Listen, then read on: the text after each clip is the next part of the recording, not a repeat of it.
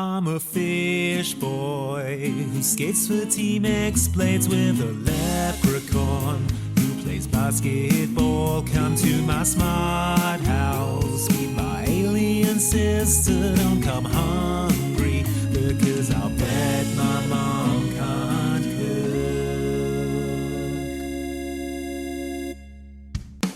Hello everyone and welcome to Mom Can't Cook, a DCOM podcast. I'm Luke Westaway, one of your hosts. What? No, I'm Luke Westaway, one of the hosts. Why have you stolen my identity? That didn't really happen. Did you believe me? You I idiot, did believe you you. stupid clown. Oh, Did you believe that I was no. Luke? I'm actually Andy. Oh, other I host. couldn't be more of a clown right now. Stupid clown, you make me sick. Fell for it. Anyway, welcome to our fun podcast about Disney Channel original movies. Hi. This week we're Hi. talking about A Ring of Endless Light Hooray! because Luke insisted. Okay, I don't know how you felt, Andy, but when I watched A Ring of Endless Light, I did a big sigh of relief and thought, oh, good, I'm vindicated. It's great. Okay. Is that how you felt? That's not how I felt. I thought, oh god, this is going to be the worst episode ever. This is the most boring film I've ever seen. Sure. What, really? Are you serious? Yes. What? You didn't like it? No, it was bad. No. I'll grant you, at the end, it does swerve into deeply religious territory for quite a long time. Got like the worst, most terrible last 10 minutes of any DCOM, and that's saying something. Yeah, that is saying something. Yes, okay. The last 10 minutes left me feeling a bit deflated, but until that point, I have to say I was buzzing. I can't wait to talk about this one. I loved it. Well, you can do most of the talking then. I'm going to be on my phone. Okay.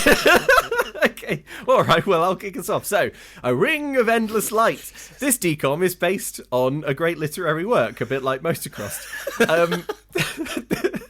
And when I say a great literary work, I mean a book I've not read by Madeleine L'Engle. L'Engle. I'm not sure how it's L'Engle. I'm not sure how it's pronounced, but she's most famous, I think, for writing A Wrinkle in Time.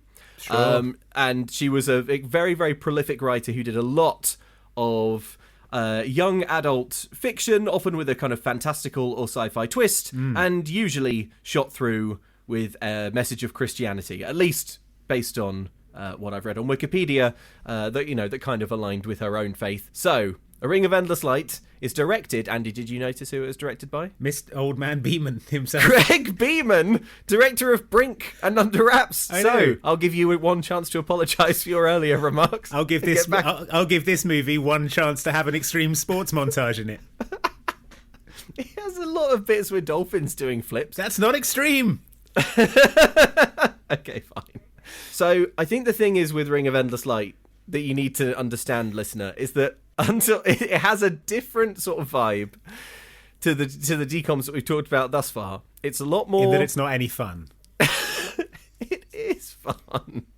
It is fun. It's a sort of painfully earnest yes film in which one thing happens. I think. Okay, here's my attempt to describe the vibe of this film. This is like the film version of a plastic woven friendship bracelet with a little holographic dolphin on it. Do you know what I mean? Kind of, yeah. Yeah, it's this film came out in the early noughties, but like it has such 90s dolphin Claire's Accessory vibes. It's like if Claire's Accessories got into the movie business. Yes, yeah. Adapt exactly. our shop into a film. Into a film, yeah. It's like it's always panpipes. It's a sort of young adult romance story where a girl is fancied by two boys and can't choose between them. Yeah. And also, she's able to magically, telepathically communicate with dolphins because she's so awesome and special. Yeah. I love it. I mean, I'm just eating this up. That's the kind of thing I like, it turns out. Okay, well, to me, this movie is a sort of adaptation of like the worst childhood holiday you ever went on, where you were sat in a house while it rained all day, and you didn't have any friends, and your granddad kept trying to like read you poetry. Your own poetry. Yeah. Okay. Well, we'll get into it. Here, Disney certainly thought you would want to watch it, and here's the proof. It's their promo for A Ring of Endless Light. An ordinary girl discovers an extraordinary gift. What just happened? I told him to do a flip. You communicated telepathically, didn't you? They're called wall jaws of death, and they end up catching dolphins, even though the fishermen don't want them. So what's the problem? They can just throw them back. They're dead by then. The drift net. It's got Enid. Misha Barton and Ryan Merriman star in A Ring of Endless Light. Saturday at 8, 7 Central on Disney Channel. So this movie made me realise something, Andy, and that's that I love Sexually dolphins. attracted to dolphins. Well, no, hang on. I said something subtly but importantly different. Okay, repeat what you said. I said I love dolphins. That's what I said. No. You said something subtly but importantly different. Okay, well, continue. This movie made me realise that I actually love dolphins, and I don't think I could ever admit it to myself before. You know, I always thought that I quite liked dolphins. I thought they were cool, and then I watched this film, and I don't like dolphins anymore. Now you're going to attach a drift net to your car. Honestly, this film made my opinion of dolphins go down. So, Right. Let's get through it, because Andy needs to get this one behind him. Okay. So, A Ring of Endless Light, it begins strongly, and because it begins underwater with a mermaid, like 13th Year. yeah, and like you a like fun, 13th Year. like a fun 13th Year movie. Yeah. So it begins with we're underwater and a mermaid is swimming around. The panpipes are already going absolutely bonkers. Misha Barton has a tail and is wearing a seashell bra. Yes. It looks like a sort of 90s infomercial for like a panpipe mood CD. Oh my! That's the whole film. That's the film's vibe. Yeah. It's like a 90s spa soundtrack came to life. Yeah. And fell into the camera. There are nets, and she swims into one for some reason, despite being a human who understands what nets are. Also, it's like you're in the ocean. Swim around. Yeah, the ocean's quite big. She swims. Yeah, use some of the ocean you have. But yeah, she swims into the net. Yes, which is annoying. And wakes up. It turns out it was a dream. There are no mermaids in this film. Yeah. So don't get your hopes up. So she wakes from this nightmare. Misha Barton finds that she's on a ferry. Her name in this film is Vicky. Mm-hmm. This is our main character, Vicky. And she's on a ferry. She's on the way to go on holiday. And her siblings are also here. Yeah. She's wearing a hat and cardigan made of the same material. The sort of thing you would buy from Claire Accessories, probably. She's woken to find her brother Rob is there. Rob's thing is bugs. Mm-hmm. Rob is not in many scenes of this film, but in every single one. Yep. Rob is basically a nothing character. He's found some great new bugs, and he wants to tell Vicky about some great new bugs he's found. Where exactly on a ferry he found new bugs, I'm not sure. So we also meet the sister. There are 3 of these siblings. So there's Vicky, the oldest one, who the film is mainly about. Rob, the brother who collects bugs. Mm-hmm. And the sister Susie. She also has a thing, and it's astronomy. Yeah, she's a scientist. She's very interested in astronomy. And we'll get into that more. So the ferry pulls up at Seven Bay Island, which is where they have gone to stay for the summer, where they meet grandfather. Yeah, he's driving a shitty old car. Yes. And he's delighted to see them. Every shot of this man's face, he's just wreathed in orgasmic smiles.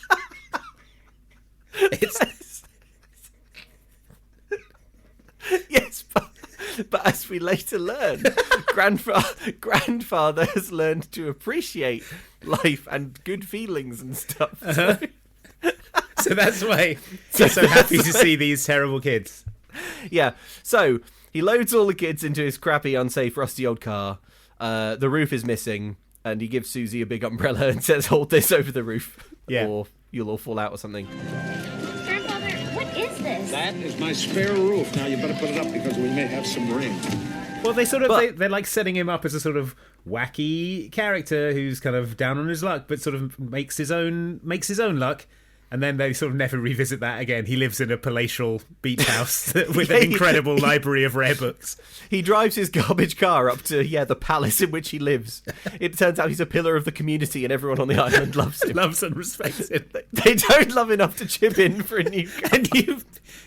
He's driving... Also, spoiler alert, it's going to turn out he's seriously ill and everyone knows it. He's driving a car with no roof. Folks, can we chip in? Can we have a whip round for the $11 it would take to buy him a new sunroof? Also, the kids call him grandfather, which to me is the most jarring of all of the granddad names. Yeah, it feels like the sort of thing that he will have kind of strictly corrected them on until they did it. Yeah. Rather than, we're going to stay with our granddad. Grandfather. Grandfather.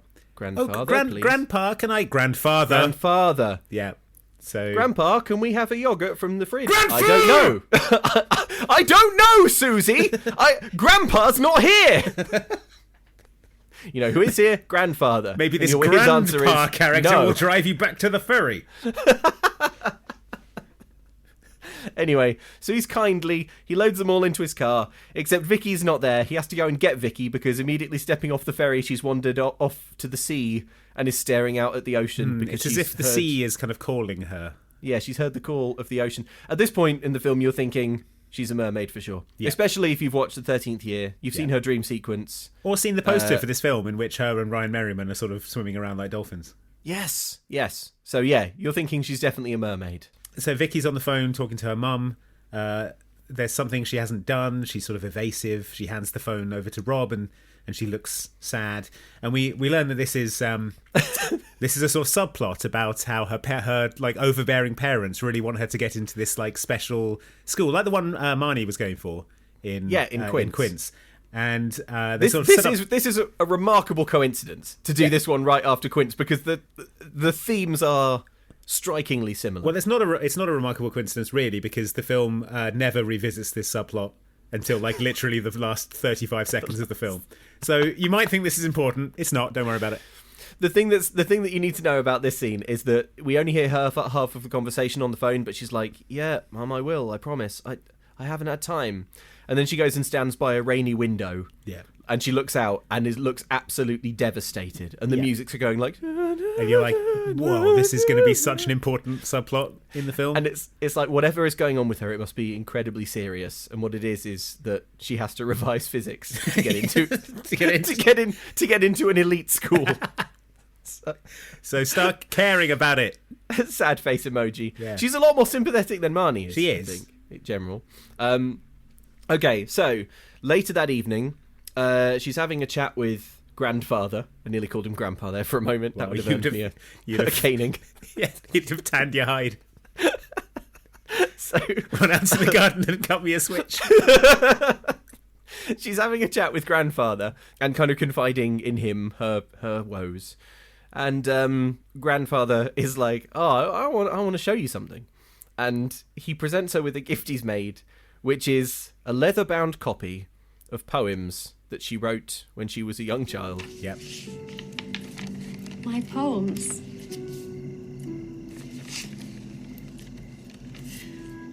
I thought they were too beautiful to stay in those envelopes you sent me. Do you like it? I love it. It makes me feel like a poet? I can't imagine anything more embarrassing than being presented with a leather-bound copy of poems I wrote pasted as a all child. the letters into this book. Yeah. Now, to me, that says he doesn't want them in the house anymore. It is actually it's a neat way of being like, hey, I think you should take these with you. I thought they were too beautiful to stay in those envelopes you sent me, he says. Yeah. Like, I felt weird putting them in the bin, so here we are. Yeah. Yeah, I would simply die. I would simply burst of shame if I was presented. But then he's like, "Oh, have you shown these poems to anyone?" And she says, "Oh, I showed them to Mum, and she said they were nice." So I think that probably tells you what the kind of level of these poems is, considering that her mum is so obsessed with academic achievement. Well, grandfather, and bear in mind, grandfather does have an ulterior motive in getting these poems the hell out of his nice house. He says that they're really good, and sort of he implies is giving them back to her though. Yeah, that's true. They're really good. Oh, grandfather, did you not want to keep a copy for yourself? I could copy them out. Oh, I've got them all memorised. For example, this one. There once was a bonny wee dolphin. There was a bonny wee dolphin that flipped around like you never would have seen before. It flipped and it flopped and it spouted a lot and it telepathically communicated. So, yeah. Suddenly, then Grandad suffers a pain. Well, she hugs Grandad and he's like, "Ah!" like 1,000 burning knives. It's like, oh, it's my back and your luggage was heavy. That's all it is. Yeah, at this point, as the audience, you're like, okay, grandfather is seriously ill. Start your clock now for how long you're going to have to wait for this. For the revelation. The revelation. The revelation that apparently in the book is told to the audience from the very beginning of the book. Yes. We actually had an email from this on this subject from Beef, who said, I don't know if you've read the book this travesty was based on. But I remember waiting for this movie because I'd loved the book so much. The book was a tale of grief, apparently, through the lens of a coming-of-age story fraught with prolonged and sudden losses, and not so much about talking to dolphins. Yes, well, they found that the film was more concerned with our main character being a porpoise gossiper than dealing with her feelings about her terminally ill grandfather. So yeah, Disney has recalibrated. Yeah. Some of the priorities of the film. Anyway, for now, all we know is that Grandad goes when hugged. But then up cycles a shirtless Ryan Merriman, and he's That's here. right. He's here to return a selection of impressive books. Hello, I'm Adam. You must be Vicky. And, you must be Susie. And how do you know that? Well, your grandfather told me all about you guys. I'm just here to return his books. Lao Tzu? You're reading philosophy? Yeah. Your grandfather has the best library on the island. From Smart House and from Luck of the Irish, shirtless Ryan Merriman. So, this is Adam. His character's name is Adam. Yeah. He isn't shirtless, his shirt is just open. He cycles up with his shirt flowing open in the Revealing breeze. his He hops chest off and his stomach. bike, walks up to Vicky and hands over a philosophy book, all casual, like, Yeah. oh, this? Yeah, I was just reading a philosophy book. And I've just written down, he's been practicing this. Yeah. He was an hour ago. He was in his bedroom sweeping his Pokemon cards under the bed, reading the blurb at the back of this philosophy book. As he hands over the book, a Beyblade spins out of his pocket. No! Oh, how did that get in there? My uncool little brother likes Beyblades. Yeah, not me. I've got early admission to Harvard. Yeah. So he cycles up shirtless, hands over the philosophy book, and is like, yeah, no, philosophy's just something I do when I'm not studying dolphins. Yeah. Which I do because I'm going to Harvard any minute, even though I'm 10 or whatever. Yeah, they're really very spiritual creatures. You know, I've actually made some friendship bracelets about them if you want to come over. Here's one. It's got a little holographic dolphin on Yeah, it. got a holographic dolphin on it. So you like anime? No, me either. Yeah, I don't either. I hate it. My dorky little brother loves anime. Yeah. Here are the ones he likes. Loves them so much. Yu-Gi-Oh! Cabaneri of the Iron Fortress.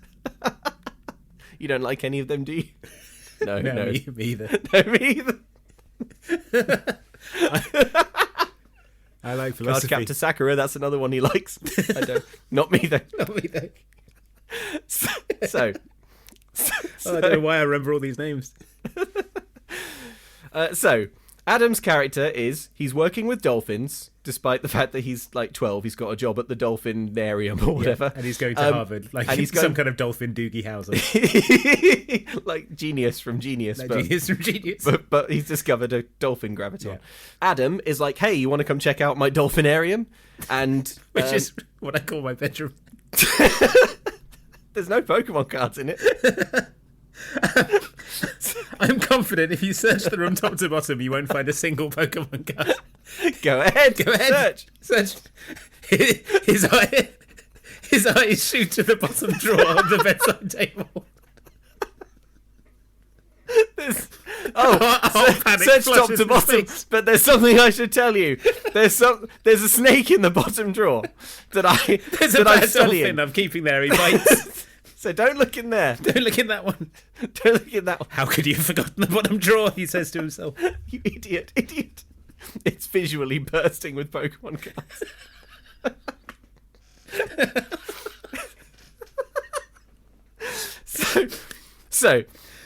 So, Adam's like, you want to come to the dolphinarium?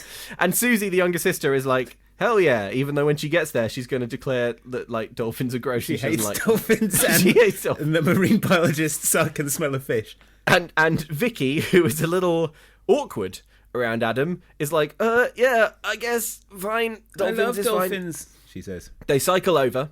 As they're cycling over along the island, you hear the engine revving. And as soon as you hear the engine, you know, uh-oh, here's a bad boy. Here's a bad boy. His up pulls a Porsche, blasting hot rock and roll. It's Whoa. Zachary Gray. Oh, a Zachary boy, Gray. a sexual bad boy that Vicky had an affair with. An affair. a torrid affair. I think they held hands the previous summer or something. Look, here comes Prince. Thinks he's charming.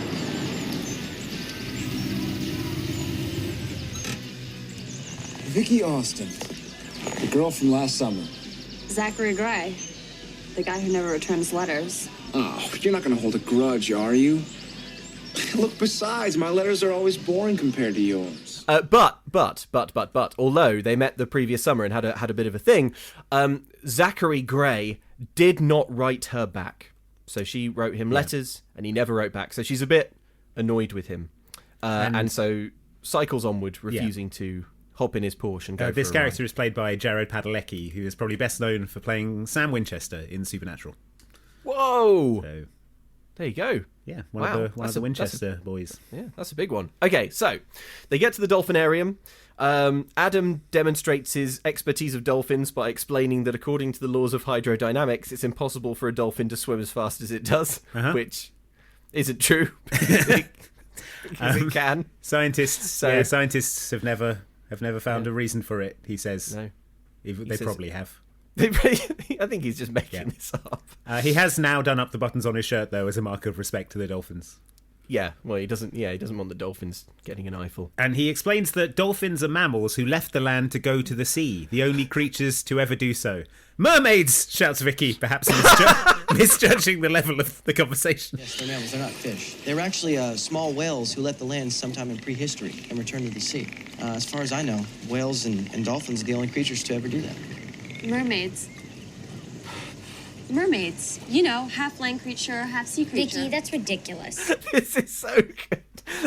I've just written down that she shouts mermaids in a way that she will be like regretting as she tries to get to sleep every night for the rest of her life. Playing it back in her head. The time she yelled mermaids in the Goes, face what of about mermaids? a marine biologist. Yeah. Yeah, Adam gives her the kind of look that you would give someone who's just shouted, what about mermaids, during a scientific conversation about dolphins.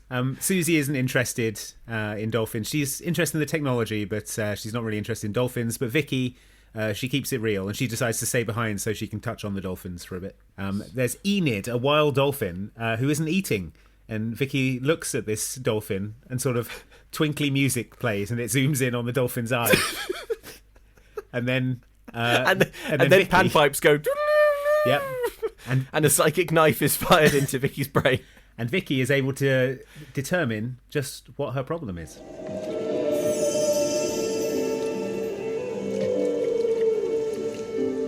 What's the matter, Vicky? She's worried about her calf. Well, how did you know she was pregnant? So Ryan is confused. He says, "How did you know she was pregnant?" And then Vicky says, "I don't know. She looked pregnant, I guess." So she's shaken by this. She doesn't know what to make of it. We cut back to the house. She's reading her physics book in despair. She looks out the window to see her grandpa looking out to sea, like he's going to die soon or something. Yeah, looking out the window is your second enormous signal to the audience. This man is dying. Yeah.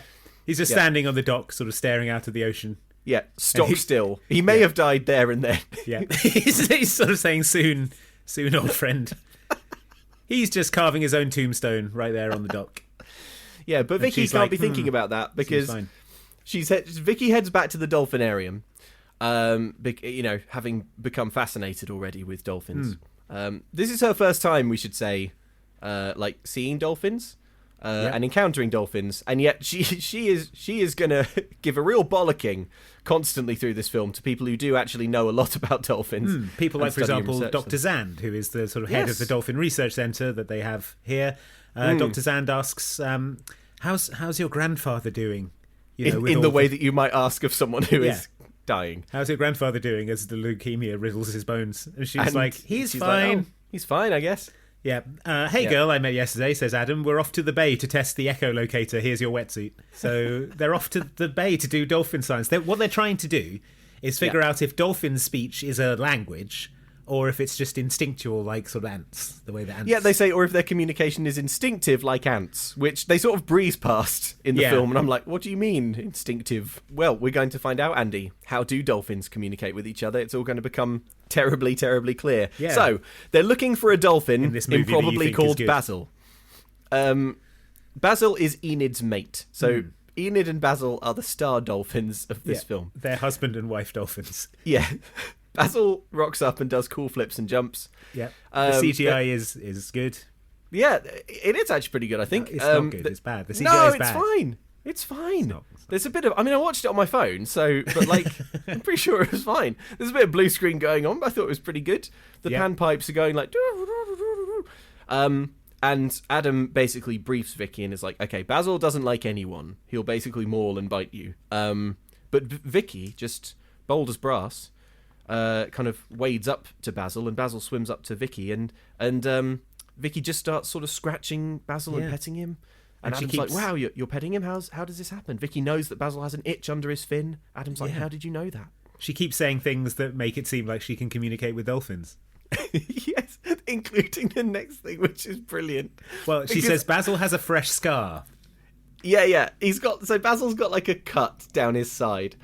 And while Adam's looking at this, Vicky's like eyes roll back in her head and she just sort of barks the words, hard, sharp, seaweed. He's got a fresh scar. Hard, sharp, seaweed. Huh? Nothing. Yeah, Adam thinks that this wound is caused by drift nets, and only a boat called the Marie Rose is big enough to use them. But we're a research centre, not the police, says Dr. Zand. There's nothing we can do. You could tell the police. That's something you could do. I get the strong impression that Dr. Zand is just like trying to get through the days. Dr. Zand hates dolphins. She says to Adam, like, look, this isn't our purview. We're just we're researchers. We're not the cops. But her eyes are saying, please, Adam, they're just dolphins, man. I just want to go home. Can we just... Maybe I think Dr. Zan got like reassigned after she punched her commanding officer or something. She punched a dolphin. She punched a dolphin at SeaWorld. She used to have a cushy job. Till she lost her temper. Working with Shamu. She lost her temper and beat the crap out of Shamu. A smart-mouthed orca. That's it. We're bumping you all the way down to Seven Bay Island. Whatever it's, 7 Bay Island research. Yeah. No. Like the second season of The Wire, she's been bumped down to, harbour duty. You already know at this point, because you're a grown-up listening to this podcast about children's films, that the evil boat in question, the Marie Rose, is definitely going to be owned by Zachary's dad. Yes. Because Zachary is clearly rich. He clearly has an evil dad. Well, the very next scene is him doing 6 jumps on a jet ski in the ocean. So you know what kind of a rich bad boy he is. So they're on the beach hanging out. Rob is covering drowning bugs in nail polish to preserve them. I've written down that it might be time to include Rob in your activities, Vicky. Yeah. Well, I think he needs some more in his life. I think he does, because the very next thing that happens is he throws a frisbee into the sea for the dog. The dog doesn't go after it. He runs into the ocean after it and then immediately starts to drown. Okay, well, Andy, what you've done there, and I think this is why you're not getting as much as you should be getting out of A Ring of Endless Light, is you've skipped over all of the romantic drama. Well, that's because it's not very good or interesting. No, it is actually interesting. Okay, you're right. It's delicious romantic drama. Okay, explain to me why it's good and interesting. Well, we find out a bit more about Zachary. So Zachary's like doing kind of cool flips and stuff on his jet ski, and he's got his head in his hands for listening. And Vicky's like, oh man, that bad boy, but he didn't write to me since last summer. Anyway, he sort of heads up onto the beach, and he's like, he goes in for a kiss, and Vicky's like, no, I don't want to kiss you, I'm mad at you. And then Zachary tells her that, like, oh, he couldn't have written to her since last summer because he was busy, and here's what he was busy with. A, getting kicked out of prestigious private schools, and B, his mum died. Okay, I'm sorry. I was busy. getting thrown out of various prestigious private schools. See, they got this whole thing about, like, passing grades. It's really annoying. That and, my mother died. And Vicky's like, well, it's pretty sad that your mum died, I guess. And then they go up and sit on a sand dune and they have a chat, and the ocean breeze is sort of blowing through his long hair. It'd be so good if there was like a rollerblading montage or a funny mummy sort of causing havoc. Wouldn't that be fun? Look, I watch a lot of period dramas. This is the kind of thing I like. This is the good bit of the film. I'm eating this up. Okay. Num num num num num. All right. Yeah. Anyway, so at this point, the viewer, you're like, oh man, I thought that Zachary Gray was an irredeemable bad boy, but maybe he's not all bad. He can't be all bad if his mum died. If his mum died, maybe he ran over his mum on a jet ski. On a jet ski. It's quite likely. Anyway, while they're chatting and while you're reevaluating your opinion of torrid bad boy Zachary Gray, and while you're starting to love this great film, A Ring of Endless Light. Exactly. Brother Rob has contrived to start drowning. Yeah. Because he went into the sea to retrieve this frisbee that the dog, grandfather's dog, is too old to get. The thing is, Vicky is deep in conversation with Zach about his dead mum, but she realises that Rob is in trouble. And it really, the way they've shot this, it really seems like her sort of dolphin sense is like a general attunement to the ocean. Because they're sort of like just talking and she's like, what? Like she's Aquaman and her ocean sense is just triggered. Yeah, like she runs into the shallows danger. and she just yells, "Somebody help me!" Obviously, she she's panicking. She doesn't really know who exactly she's calling to, but the lifeless bobbing form of Rob is, oh my goodness, suddenly carried gasping to shore by a dolphin. Yeah, and like the deposited 13th. safely. Yeah, this is a decom that features more shots of drowned children than you'd expect. How many are you expecting? Is it 0? Well, is it maybe 1? More than that too. It's more than that. Yeah, It's we more get a than nice 2. shot of this sort of unconscious Rob body floating lifelessly through the water. It's rough. Yeah. But anyway, a dolphin rescues him. Another reading of this is that there is no psychic connection and that the dolphin was towing Rob to the shallows to eat his corpse. And was interrupted by Vicky finding him. And Vicky is having some sort of delusion. I mean, yeah, we can get it. I mean, that is the much more plausible explanation that Vicky doesn't telepathically speak to dolphins, but instead is having some sort of dying. The ferry sank on the way over to 7. That's it. Yeah. She never woke up from that dream. Yeah. There you go. Yeah. There it is. Solved. Yep. They've saved Rob. Yeah. Well, the dolphins have. And then Vicky is out with her granddad. They meet the harbour master. Grandfather. They meet the harbour master, who's like, "Oh my God, you're out. You're walking. Are you okay? Should you be good to see you out and about, old man." He's dying, obviously. Never thought I'd see you again. I already bought a black suit, old man. But Vicky doesn't really notice. She then, in a wild move, confides in her grandfather that she feels like she has a psychic link with dolphins. She says to her grandfather, "Would you think I was crazy if I told you I can psychically communicate with dolphins?" Grandfather, would you think I was crazy if I told you? I think I know what Adam's dolphins are thinking. Feeling. Like they're talking to me. Only they're not. And grandfather says, No, this is no surprise to me. Yeah, this is you see, your grandmother used to hear a baby crying all the time when she had a baby. Yeah. And you've got some of her genes. Yeah. Says his wife could hear the baby cry before the baby cried. And Vicky's like, why me? Grandfather says, you've got some of her genes, maybe the dolphins trust you, and maybe it's because you're a poet. It's probably not that. It's all reasonable theories. Here's another one. Vicky needs some kind of emergency intervention. But thing is, she doesn't know that grandfather knows he's dying, so he's like, well, I'm on my way out. Yeah. It's not really in my interest to, give Vicky the care she needs. So I'm kind of interested to see where this goes. Yeah. I think she's probably going to do something pretty wild. Pretty wild soon. Yeah, this is going to be choice. She thinks she can talk to dolphins. What's she going to do next? It's going to be hilarious. This could be. Yeah, starts filming on his phone. Oh yeah, Vicky. Yeah. Talk to one now. Yeah. Go on. So we cut to TikTok. I'm going live on Insta right now. Say something else about dolphins. I'm on Periscope right now. Hey guys, it's grandfather here. It's at 7 Days grandfather.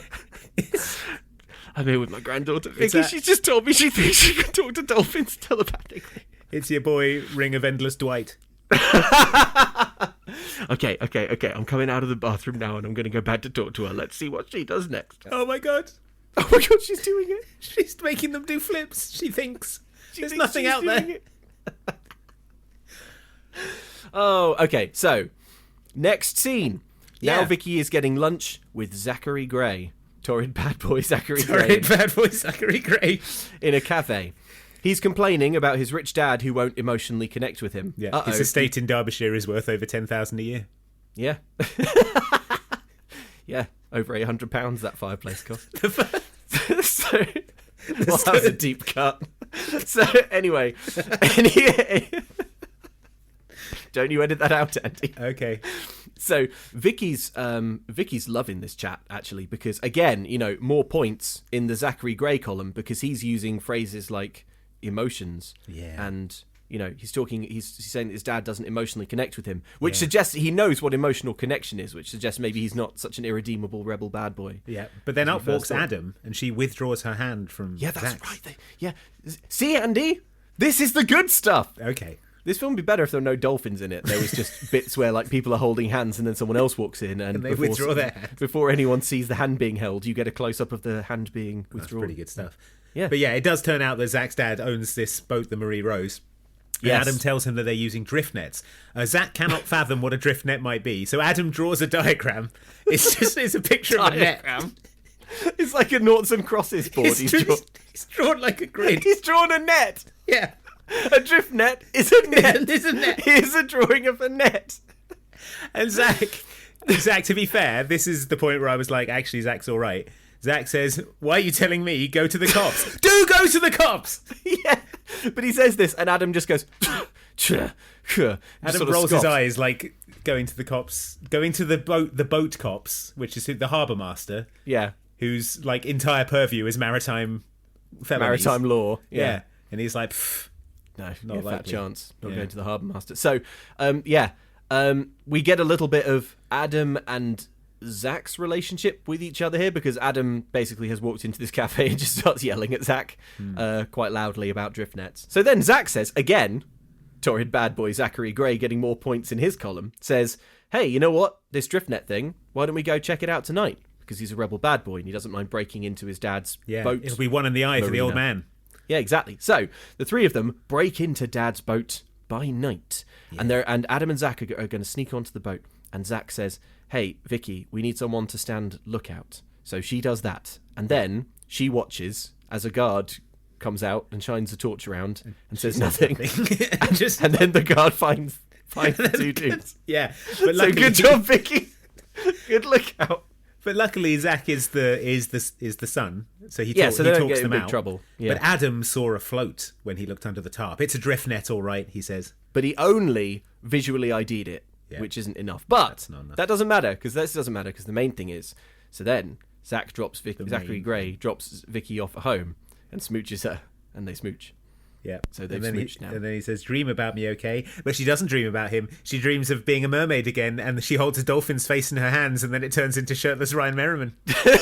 This is the good stuff. Yes. This mermaid dream is so good because she's first dreaming about dolphins, and then she starts smooching a dolphin. Yeah, and then the dolphin morphs into shirtless Ryan Merriman. I'm just eating this stuff up. This is so good. Okay.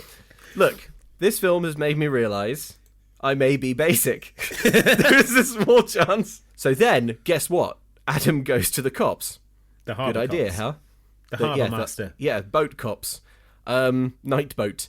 The harbour master promises that he will take a look at the Marie Rose. So there you go. Yeah. Next scene. we're back in Grandfather's house. And what's this? Oh boy, Zachary Gray has sent Vicky a bunch of red roses. But no sooner have they arrived than Adam comes round to dinner. Yeah, he's returning some more impressive books. But the grandfather is like, well, why don't you stay for dinner? Sure, it's the only decent meal I get, he says, hinting at some sort of romantic, impoverished scientist background that he has. No, it's clearly that every time his mum shouts up to his room, can I make you something? He's like, not now. It's because his mum can't cook. Ah, there you go. Of course. There you go. Of course it is. There you go. He's like, not now, I'm watching Bleach. Anyway, he explains at length that he once got attacked by dolphins in Florida and that made him a dolphin scientist. I remember I reached out with both my hands, feeling them, so smooth and graceful. They formed a ring around me. They just kept circling. And then, just as quickly they were gone. Andy is paraphrasing somewhat. He said after the meal, he shares a key memory about how dolphins swam in a ring around him. And that's how he knew he wanted to study them. At this point, Vicky starts yelling at him. Vicky, who only saw a dolphin for the first time, 2 days ago, she starts screaming at him, maybe the dolphins were trying to communicate with you and touch you. Yeah. If a beautiful thing happens, she says, you don't have to get out a calculator and study it. Yeah, he says he's not convinced of anything unless he can prove it. And she says, but you borrow philosophy books from my grandfather and that's all garbage as well. Yes. So now we're digging into a big theme of this movie, which I think is just like art versus science. Yeah. So Adam, who is very passionate about dolphins, passionate enough to want to study them, that's not enough for Vicky, because she's like, you think you can reduce dolphins to numbers? God. You can't sum up the majesty of dolphins with a calculator? It's like, Vicky, you saw a dolphin for the first time 2 days ago. Yeah. Adam's dedicating his life to the research and preservation of dolphins. This was the theme of Quince as well, wasn't it? It was, yeah. Anyway, Adam says, damn it, Vicky, I'm a scientist, even though he's 12. Yeah. So fine. In walks the harbour master, and he says he was there when the Marie Rose pulled in. There are no drift nets on that boat. Even if I did find them, he says, there's nothing I can do. You have to actually catch them using the drift nets to prosecute. This is an important legal point. Yes. Anyway, Adam is not satisfied with the harbour furious. master's efforts. He just starts yelling and sprints out of the house. Storms out. Grandfather says that he doesn't think that Adam has ever met anybody who challenges him like Vicky does. Yeah, this conversation is happening out on a balcony. They are stood by Susie's telescope. But he's like, so this Susie is an idiot wanting to know things. Sometimes I wish she'd just sit back and enjoy the beauty of it all. Yeah, this film has a strong anti-science thread running through it, which is so bizarre. But then he's like, that star that she's looking at could have burned out years ago, and yet the light still keeps coming. So what you're looking at isn't necessarily the whole truth. What's really in chemtrails? Am I right? Why would I use this telescope? Government mind control, Vicky. Lower your voice or they'll hear us. Vicky, I don't have long left. And why do you think that is? It's because of what the government's put in the water. It's because I knew too much. I'm going to say one word to you, Vicky. Nanomachines. They're silencing me, Vicky. I can feel the nanomachines rushing around my bloodstream right now, Vicky. And the president's fake. He lives he's in a studio on the moon. So grandfather's like, Susie knows the name of all the planets and the weight of all the stars and stuff, but she never appreciates the beauty of them. And it's like pretty harsh on Susie because she's very passionate about stars. In the same way that Vicky has just been very harsh on Adam, saying that he doesn't appreciate the majesty of dolphins when he's dedicated his whole life to the majesty of dolphins. They're both out here just chatting about Susie and her astronomy. Yeah, basically. So then grandfather's like, okay, I'm going to read you a 17th century poem. The poet... Yeah. That was a good century, he claims, despite everything that happened in the 17th century. Despite the facts on the ground.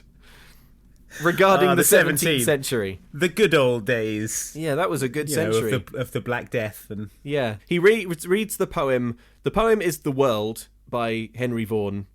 He reads the whole thing, and at one point it features the line, "A ring of endless light." I saw eternity the other night, like a great ring of pure and endless light,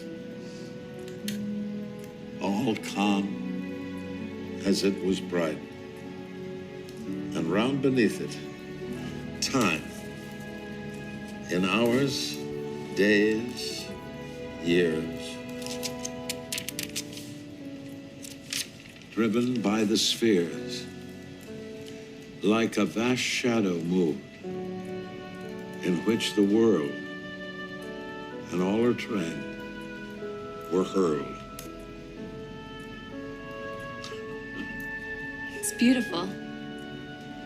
It's deep. Yeah, the 17th century was very deep. Yeah, but it's a famous poem, which is basically about how you're going to hell if you value earthly things over God. Is essentially the thrust of the poem. Okay, that sounds like a realistic 17th century poem. I mean, it's realistic, it's real. And B, something that would end up in this film, which again is an adaptation of a fairly pretty Jesus-y book, fairly religious book. Yeah. Yeah. So next, most excitingly, we finally get to meet Zachary Gray's evil dad. Yeah. I hear you visited the Marie Rose with some friends the other night. Yeah, they like boats. You like the way we live, don't you, Zachary? The cars, the houses, especially this one. The private schools you occasionally attend, you like these things, don't you? So Zachary Gray is chilling out. Oh my goodness, there's like the swimming pool. He's having like the Joey Lawrence in Horse Sense lifestyle. Yeah, he's kind of having orange juice and a fancy breakfast out on, by the pool. And essentially the dad has been informed that Zachary was sniffing around on the boat, on the Marie Rose. And the dad tells Zachary, in order to maintain our lifestyle, we need to maintain our businesses, all but admitting that they are using the hated drift nets to increase their fish yield. Yeah. Toughen up, Zachary. I will kill 1 million dolphins if I have to, he basically says. Yeah, he says with his eyes. Also, like, the family is so wealthy. Wealthy? They own a fish cannery. Like, they own a cannery on a small island. These drift nets must be good. They must be like spanning the Atlantic or something. Like, he's just dragged the Pacific. They're dredging up like uranium or something. Yeah. Or like it's pirate like gold. Yeah. So then what happens is a live dolphin birth that they show you. And you see it happen. This is good. Is it good? It is good. So Vicky goes to the dolphinarium. I saw it. But there's panic there because Enid is giving birth. You see everything. You do see everything. Yeah, but it's like nature, isn't it? It only takes 1 second. It I don't want to see it though. Pops out. I don't want to see it. No, they should have pixelated it. They could have, yeah. Or just put a big black bar over the baby dolphin as it comes out. Yeah, that'd have been good. No, Andy, it's actually a natural miracle. Okay. So Enid the dolphin is giving birth, but it's a difficult delivery. Dr. Zand says if she delivers breech, she could die.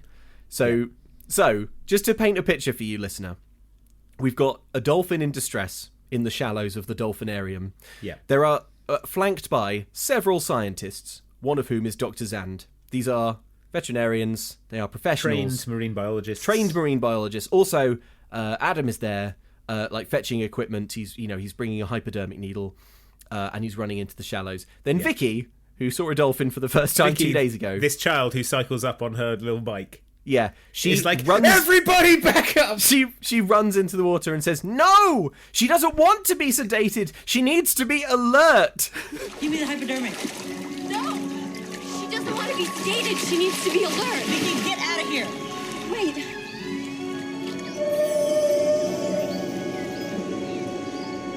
Basil's here.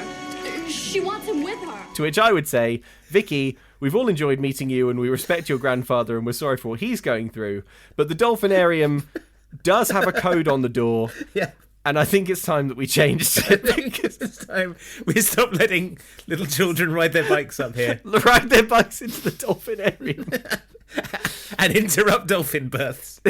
Anyway, what they feel the dolphin is feeling. But it turns out these stupid idiot scientists don't know anything, because then Enid, the dolphin, shoots a psychic knife into Vicky to tell her that she wants to be with Basil, her husband. Basil, her dolphin husband. And so Basil is just outside the dolphinarium, out in the open ocean, but like nearby. He's like smoking in the corridor. Yeah, he's pacing the corridors. So they do what Vicky says. So Adam runs and opens the sort of water gate to let Basil in, and then Vicky shouts at everyone in their faces, "Okay, now back off. She wants him to help her. That's their way." Yeah. That's their way. Hey, Dr. Zand, let me tell you a little something about the dolphin's way. Yeah. So, Dr. Zand, I think I know a little something about dolphins. Also, like, okay, maybe Enid does want to be with Basil. That doesn't mean it's what is going to guarantee Enid a safe delivery, because Basil isn't a midwife, doesn't have hands, and cannot have decades of dolphin experience delivering calves. Basil can't deliver a breached dolphin. Basil just sort of swims around nearby, going firing psychic knives into Vicky. So, like, even this is the dolphin that bites people. Don't let Basil in! Oh, God. Oh, he's bitten the baby. It's a frenzy. Blood in the water. Even if you grant that Vicky can telepathically talk to dolphins, that doesn't mean you should listen. Which is a wild thing to grant. Which is a big one to give. That doesn't mean that you should listen to what the dolphin says about its own complicated birth. Yeah. Okay?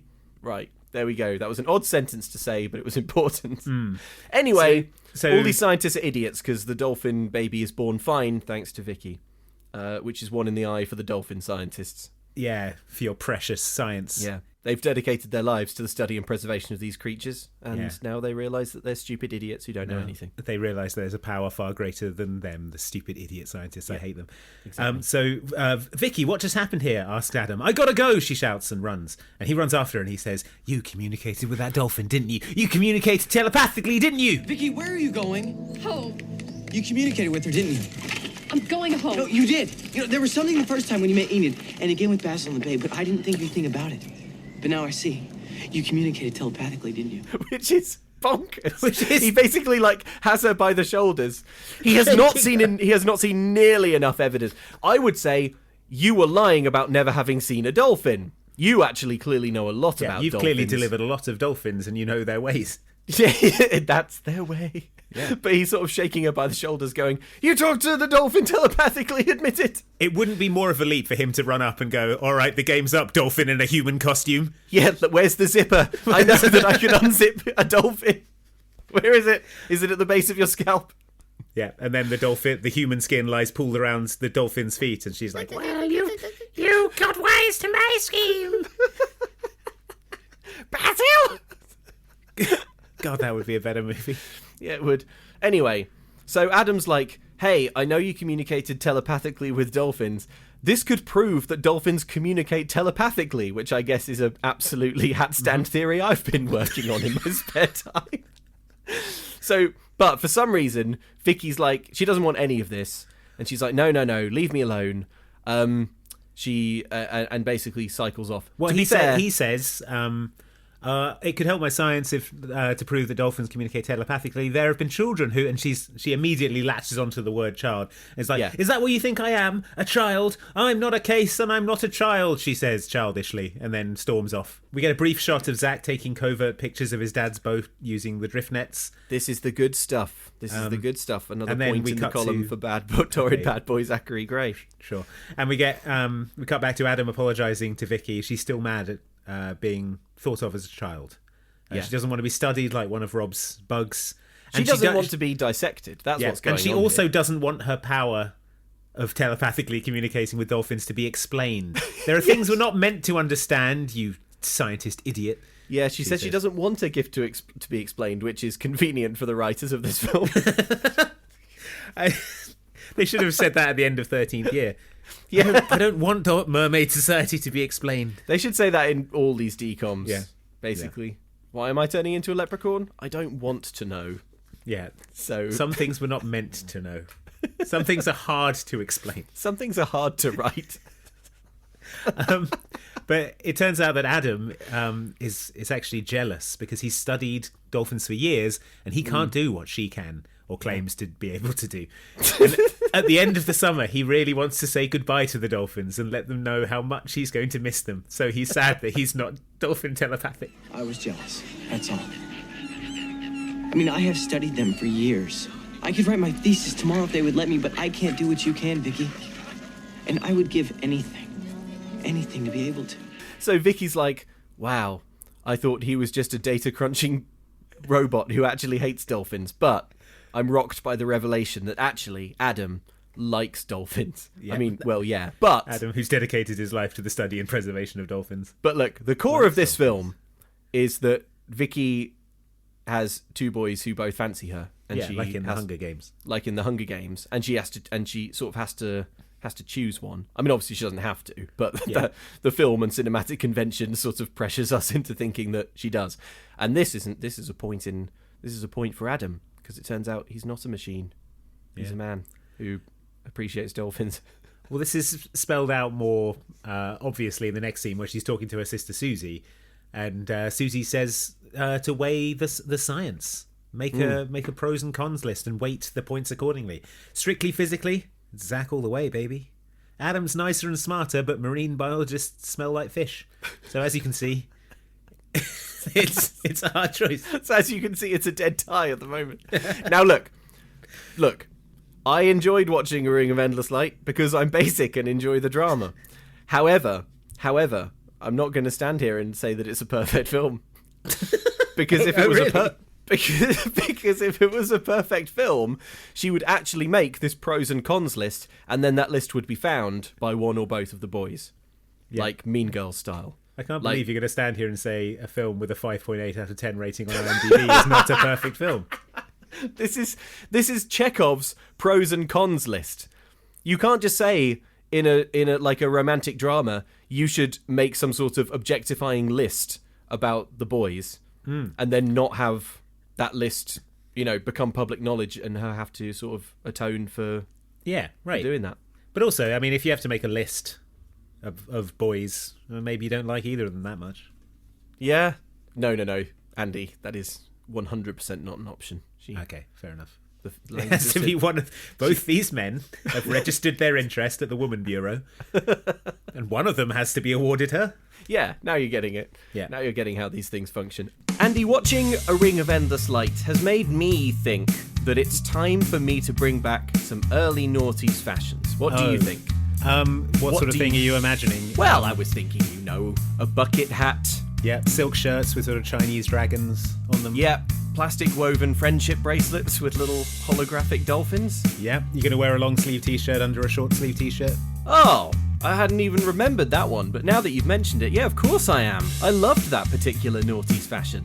Well, Luke, I think that's to look great. That's a garbage idea, and you're an idiot. Oh, what you should do instead is go to insertcoinclothing.com and pick up some great video game inspired hoodies, t-shirts, hats, shirts, jackets, and other items of apparel based on the video games that you love. I'm not very happy that you called me an idiot, Andy. We're going to check these out now. Oh my god. Okay, they are really nice. You're right. I was being an absolute clown. Acknowledge your idiocy.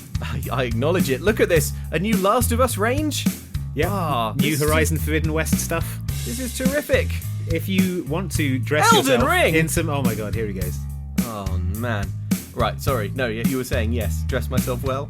Yeah, I was just saying that our friends at Insert Coin Clothing have given us a code for listeners of Mum Can't Cook.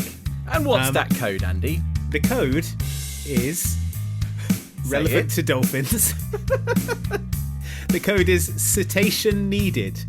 And I assume you don't need me to spell that or clarify in any way. I don't, but just for funsies, maybe let's spell it out. That's CETACEAN N-E-E-D-E-D. Just make a song of it. C-E-T-A-C-A-N-N-E-E-D-E-D. Yeah, there we go. Citation needed is all you need. Save money on all your teas. That's very good, Andy. Go to insertcoinclothing.com, listener, and use that code for 10% off your online orders. Codes are not applicable on charity items, bundles, gift cards, postage, and some products at launch. Codes cannot be combined with other deals or promotions and are valid until the end of 2023. Citation needed is the code. Just spell citation and then add needed. Wish I hadn't already bought all these bucket hats.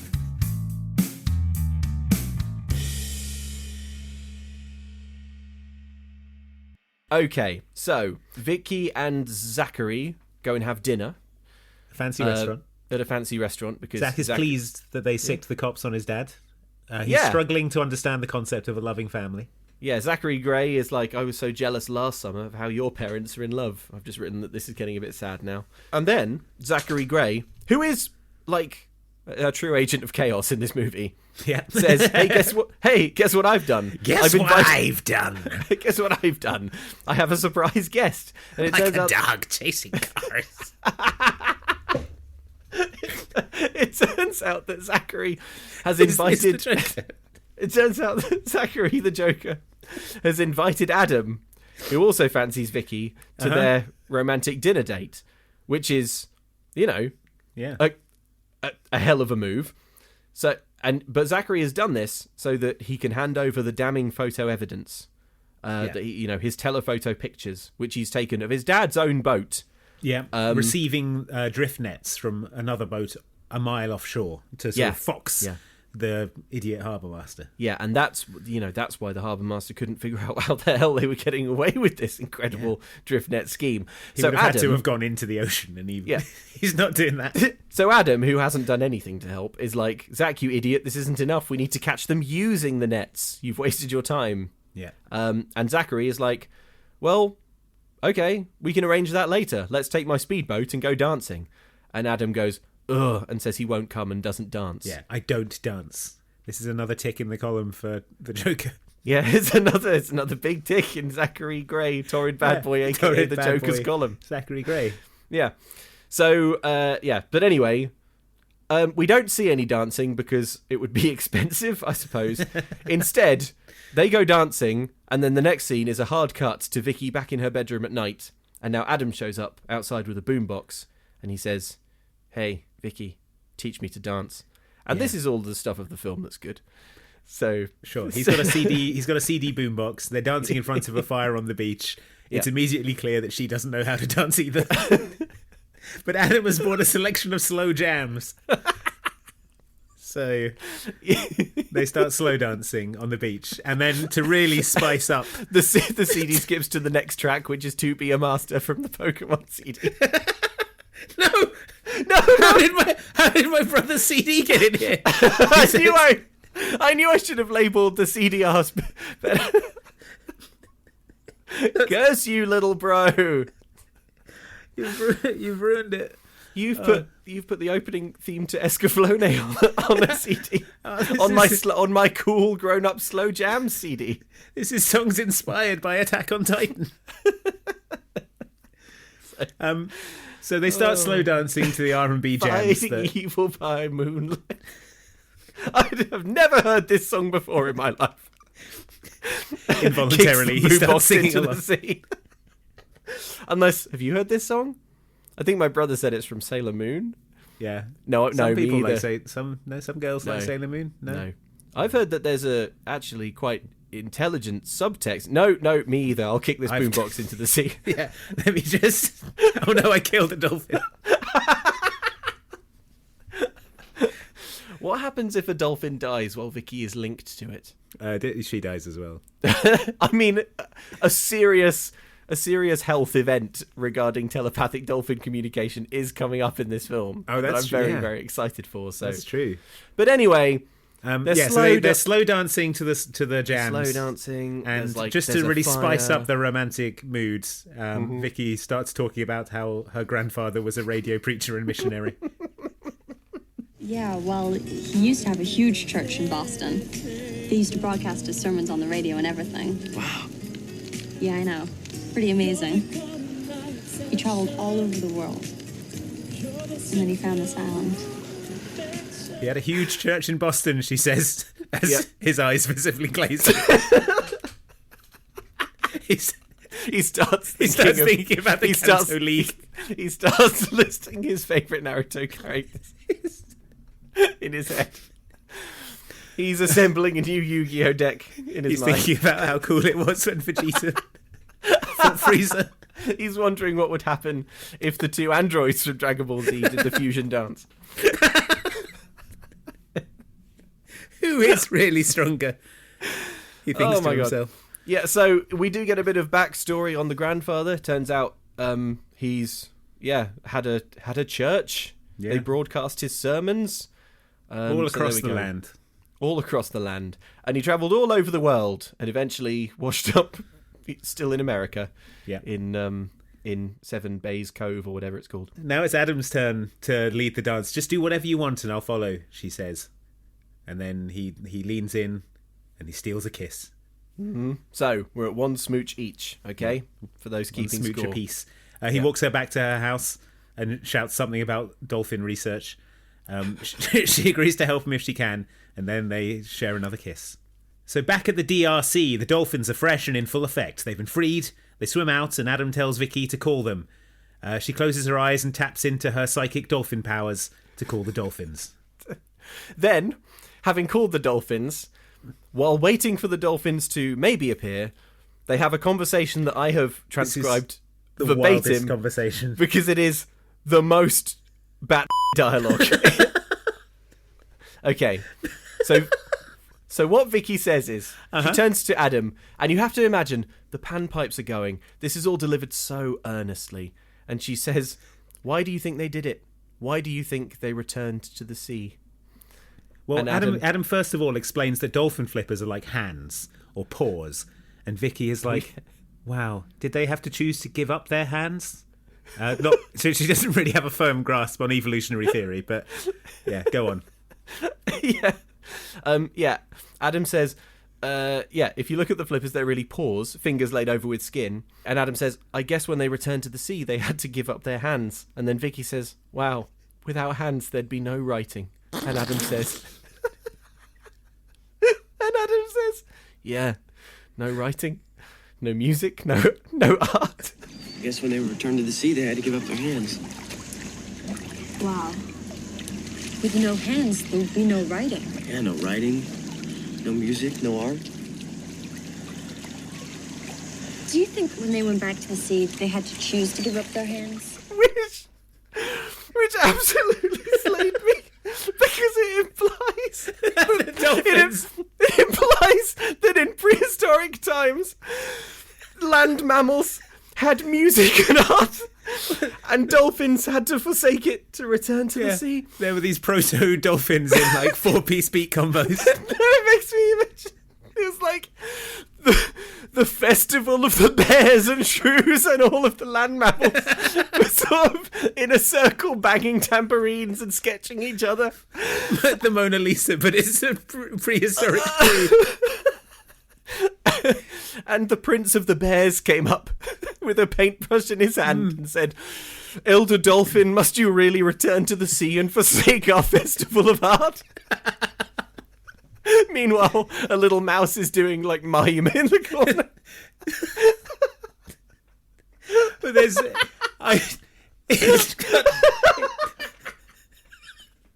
the image of this line of proto-dolphins all walking up to the sea, and there's a little booth.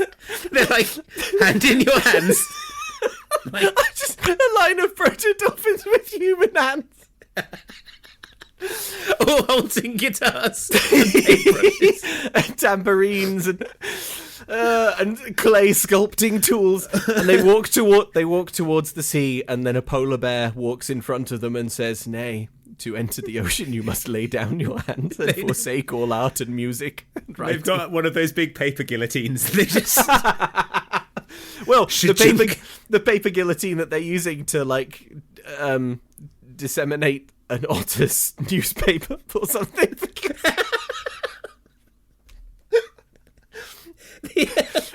Because all the other mammals have art and music and writing. This otter has written a novel. Without hands, there'd be no writing. Yeah. No writing, no music, no art. So yeah. So Vicky says, do you think when they went back to the sea, they had to choose to give up their hands?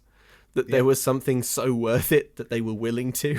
Yeah, that's what she says. She says maybe there was something so worth it in the ocean that they were willing to give up their hands. And at this point, Adam's clearly had enough of this conversation. He just goes, yeah, maybe.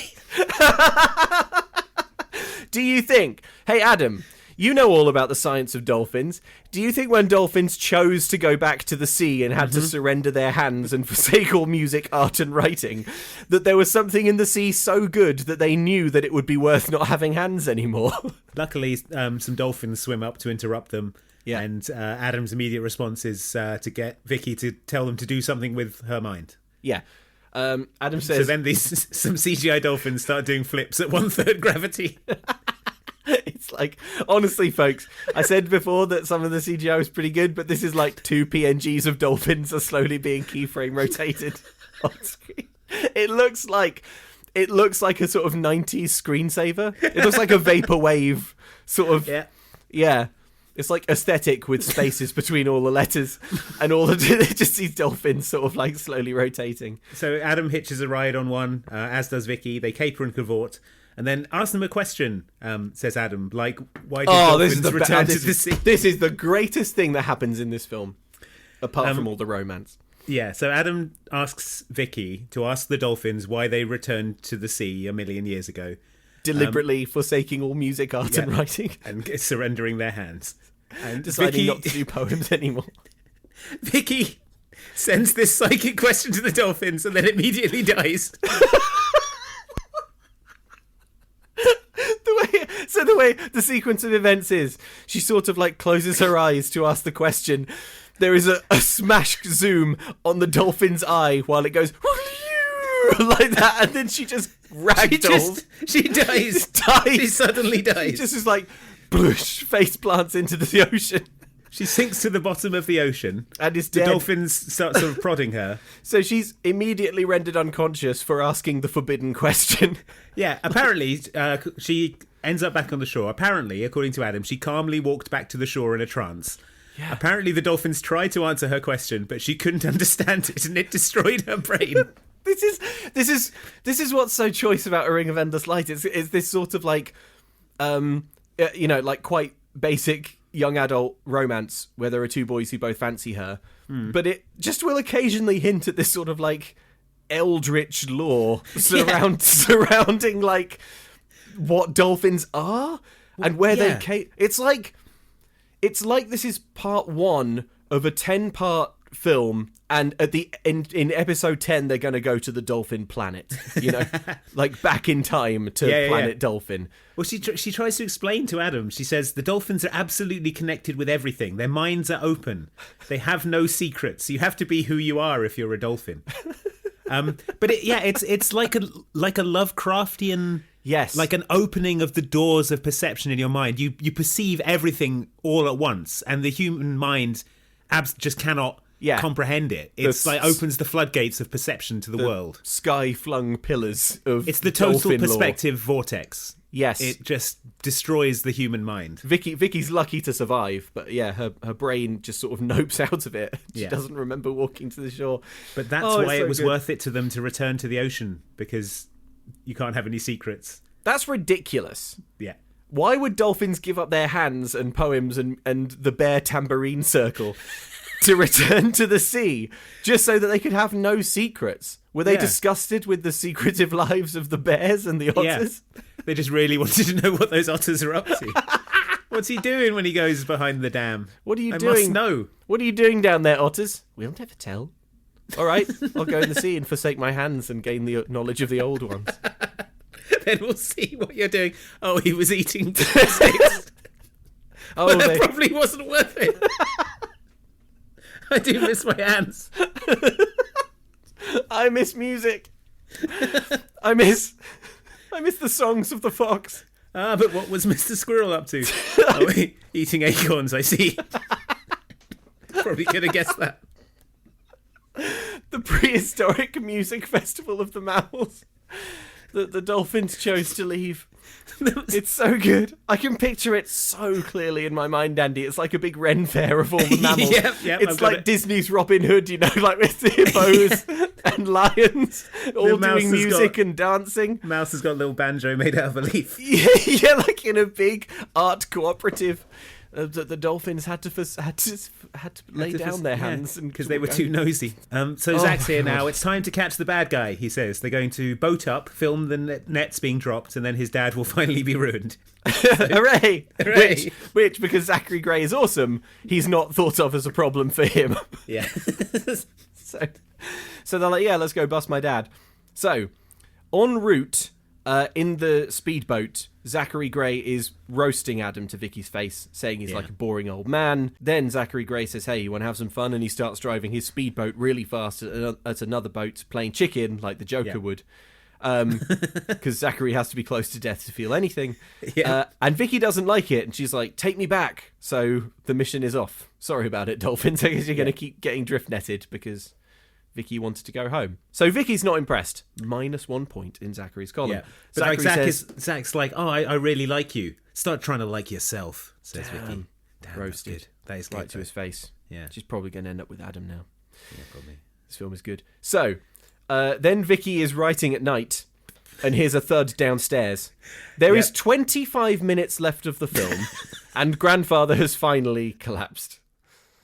Grandfather's had a fall. She rushes fall. down to see him. Oh, I'm simply a falling man. No need to even worry. Don't worry my about wife, Cara, he says to Vicky. But yeah, he's not sure where he is. He doesn't really know who is who. He says he doesn't want a doctor, just his medicine. Vicky sees a pill bottle on the floor and reads the bottle and says aloud, "For pain, take as needed." And is like, what the hell? Even though I think that's pretty normal medicine for... Yeah, if I read that on a sort of old person's medication bottle, I'd be like, yep, could be any number of reasons. Arthritis, in amongst the many, many things that But you she's could like, need painkillers what the for. F, you old bastard. So, under interrogation, grandfather admits that he has leukemia. Yeah. It is a sad scene. I've written down that I think it is competently written and directed. Which, she says, how's your health? And he says, superb. I'm old and I love it. Also, I have leukemia. Which is, But she's like, you can't die, grandfather. You're the only person who understands me. You'll meet many more, he says, through your poetry. He says, perhaps overestimating the quality of her poetry. Yeah, but he's got his phone out. He's like going live on Periscope. What's this? Hey, it's Ring of Endless Dwight here. It's your boy Ring of Endless Dwight. It might be Dwight. He's only referred to as grandfather. I've just told my granddaughter Vicky that she's going to meet lots of interesting people through her poems. Let's see how she reacts. Hang around and we're going to read one of her poems. Stay and watch. It's another one of Ring of Endless Dwight's epic pranks. Yeah. He's like, you wrote something once, Vicky, that was very comforting. Read that poem of yours to me. She reads it. It's a poem about death that she wrote. Vicky needs to chill out, maybe. I've got written here that, he's like, read me one of the beautiful poems you wrote when you were younger. And Vicky's like, oh, okay, and then reads it. And I just thought it would be so choice if all of her poems were Sixpence None the Richer lyrics. but that just went over grandfather's head. Yeah. He's like, wow, that's so beautiful. Wow, that's so beautiful. Mm. Yeah. She had dumps like a truck. Goes like what? What? Read me that old poem. That old poem of yours. Bring comfort to this old man. These old bones. Let me see that thong. Says it all, really, doesn't it? So they hug and cry. I'm thinking about how no one's done any extreme sports in this film. And then it's the next day. Grandfather is happy and making an egg breakfast. Meanwhile, out at sea, the drift nets are being sent out by the Marie Rose. Oh, no. The dolphins are happily frolicking, but into the nets. So the dolphins are in trouble. On the beach, Vicky and Adam are enjoying some downtime. Adam says that he tried writing Vicky a poem, but he threw it out. And everything that he writes comes out like a research paper. Yeah, and I'm just loving this stuff because of course. This is romantic drama is what's happening here. It's good stuff. But suddenly Vicky looks out to sea and she's receiving the dolphins' sympathetic vibrations. She feels their pain like psychic knives in her brain. Bam. And then Vicky says a totally normal sentence. Look, we have to call the harbor master. And say what? That we know where a dolphin is trapped in a drift net because its mate told us so telepathically? So Adam says, let's call the harbour master. Now he's all pro harbour master, whatever. Yeah. Vicky says, they won't believe us, which is true, because her only evidence is that a dolphin telepathically told her from about like 10 miles away. But she knows someone else with a boat, so she calls Zach, who is with his dad and has a Matrix phone. Yes. So Zachary is on his dad's sort of pleasure yacht. They sound like one of those cocaine boats from Beverly Hills Cop, which I guess it is. Yeah, that is what it's like. Zachary was supposed to be entertaining his dad's friends that day. I don't know how. I guess he was going to caper and cavort to maybe hold a tray of drinks or something. Maybe conduct the forest band in their jamboree. It's not clear. But anyway, he's like, well, that sounds really boring. I don't want to do that. Instead, because I'm the Joker, I want to get in my speedboat and go help some dolphins and also ruin my family. So he says, where's the stuck fish? And Adam does not like that Zachary calls the dolphin a fish. Yeah. Because Adam is a real stick in the mud about dolphin taxonomy, I suppose. Anyway, they meet at... so Zach is like, not today, Dad. I've got something important to do. Yeah. And leave. And they start following, in the speedboat, they're following Basil the dolphin, talking telepathically to Basil all the time, getting coordinates and instructions to head out to where Enid and, I suppose, her baby are stuck in the drift net. Vicky has a good idea. She says, why don't we call the harbour master? No. And then Adam's like, wow, good idea. I've been pitching that whole movie, Vicky. But she says, no, but they won't believe us. But if my grandfather, the pillar of the community, goes along and says it, then he will. Yes, So which that's is true.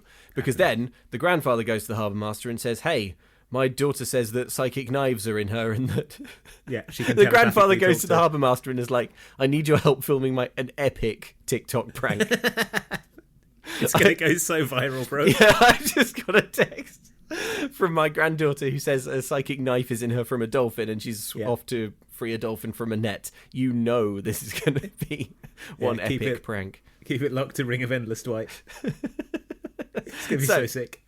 So now the harbour master and grandfather are in a second speedboat, also hurtling towards the Marie Rose. The harbour master is like, you are extremely sick and also 81. Are you sure you are okay to come on this mission? And the granddad is like, of course I am.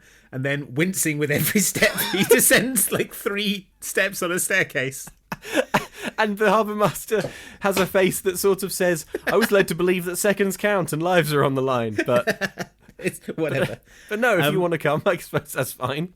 So yeah, the Marie Rose is about to start pulling in the drift nets. The winches start. Enid is stricken. Her baby is sad.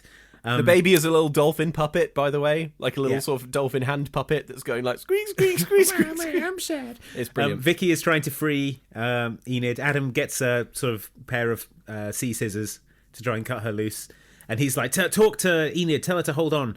The people in the boat, they notice, but they keep pulling in the nets. Adam's struggling. He manages to get his own foot caught somehow. Nice going, Adam.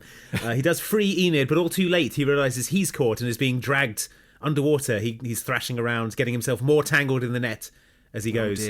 Oh dear. He's being pulled in. Zach speeds the boat towards them. We get another shot of a drowned child. This time it's Adam. Adam loses consciousness. He drops the pliers. He's going in a tuna can for sure, you think. Yeah. Or is he? Because then hero dolphins show up and start sort of jabbing him. Yep, they poke him with their bottle noses. They poke him hard. He sees a vision of mermaid Vicky. He sees a mermaid. Yes, he sees a mermaid, but then it sort of resolves into, oh no, it's Vicky. And so they rescue Adam, and Adam is safe. And then the harbour master gets there, and the harbour master looks through binoculars and is like, hey, look, there it is. Drift nets in use. Yeah, got you now, suckers, he Busted. doesn't say, but he should say it. Yeah. Because he has got them now. The Marie Rose is caught red-handed using hated drift nets. Yeah. The gang is high-fiving. I think it's nice in this film that Adam and Zach, who are sort of romantic rivals for Vicky's attention, all work together. Yeah. You know, he doesn't try to undermine Adam at any point, which you think he would, given his character. They team up and they work as a gang to ruin Zach's family business, which they successfully have. Back at the dock, Vicky says to Adam, "The dolphins, they spoke to you." And Adam says, "Yes, I felt it. Just once. Just for a second. But they told me to hold on. I have more to do." And then they hold hands. And then Zachary looks over and sees them holding hands and is probably thinking, "Shit, I wish I didn't tank the family business to win over wish Vicky. I'd left him tangled in that net." So the dolphins in this film, they can just choose who they communicate with then. Oh, yeah. What? Yeah. Hang on. Because it's not like she has this... So wait, she doesn't have a gift at all. She just is like... She's the one they've chosen to talk to. Yeah. Because they did also talk to Adam when they wanted to. Yeah, when they wanted to tell him, "Hold on, you have more to do. You have more tummy rubs to give us. More fish to feed us." Yeah, we want more fish. I think that's what's going on. But they're back at home. The siblings are excited to see them back. The grandfather is at death's door. He enters his room in what seems like a very significant way. Yeah, ideally the film would have ended after the escapade, the action scene where they get back to shore and have saved the day. However, the film has not ended. Yeah. This is the last 10 minutes, folks. Yeah. And boy, is it sad. And boy, is it weird. Yeah. So Vicky's writing. She finishes. She looks at a picture of her parents. She goes to her grandfather's room to ask if he wants a cup of tea. He's having some kind of medical episode. Yeah. "Come here, Vicky. It's my time. Watch me die, please." He sort of says to her, "No doctors." I've just written down also that, like, in what she was writing in the diary, you can see on text, she's written, "Everything seems to have worked out almost by some grand design." And this movie is this movie is pretty religious. Yeah. In the last 10 minutes. You have a light, Vicky. A wonderful gift. You have a special voice. Don't ever hide it. The world needs all the beauty it can get, darling. Share it with everyone. Share it. Promise me. Publish your poems, Vicky. You have to publish your poems. Now, what I would say here is that poetry is a wildly uncommercial format, and she is going to have a hard time getting published. And that's you can't just say publish your. It's a little harder than that, Grandad. Especially not once RCA Records, who I assume represent Sixpence None the Richer, get involved. And then his final words to Vicky are, "Don't ever be," and then he dies. Don't ever be.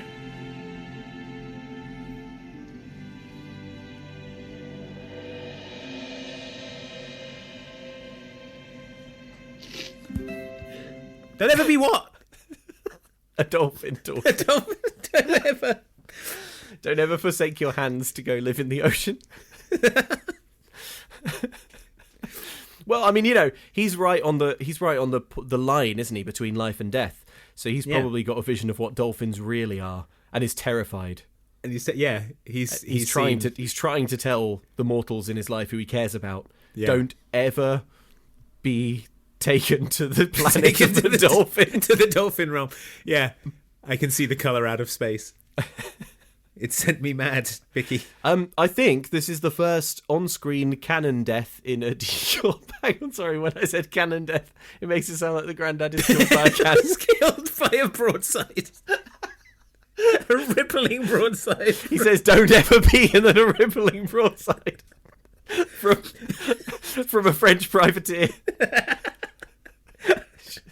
Oceans have become battlefields. Swearing revenge, Vicky joins the British Navy.